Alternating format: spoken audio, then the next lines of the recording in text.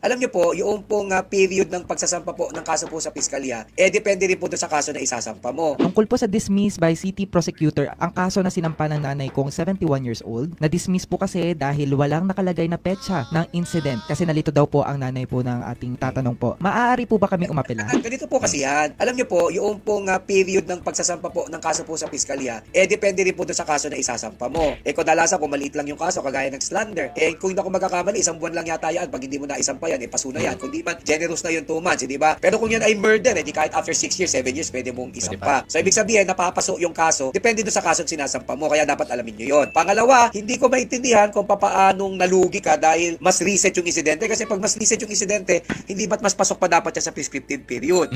Or baka naman kasi, na-dismiss yung case dahil mali yung date mo, nakita ng fiscal, parang sinabi, nagsisinungaling ka, maaari kung yan po yung na-dismiss na at may period pa may 15 days pa, maaari pa ho kayong magsampa po ng motion for reconsideration. Ngayon, kung halimbawa, hindi na kayo nakapagsampa talaga ng motion for reconsideration, talagang na-dismiss na yung case, kung mo yung nasa piskalya, wala pa po tinatawag na double jeopardy. Ano yung ibig sabihin ng double jeopardy? Ibig sabihin ng double jeopardy, hindi ka pwede magsampa ng kaso, pangalawang kaso sa isang tao, patungkol sa isang kasalanan na na-dismiss na. Pero yan po yung epektibo lamang kapag nasa korte na yung kaso at na-arraign na kayo. Dito fiscal level pa lang naman, maaari kayong mag-refile. Tandaan na, kung wala nang time mag-motion for recon at talagang na-dismiss na yung kaso, pwede kayong mag-refile at ipaliwanag yung maigi kung bakit nagkamali kayo ng date. Maaari nyo gawin yan sapagkat wala pa pong double jeopardy.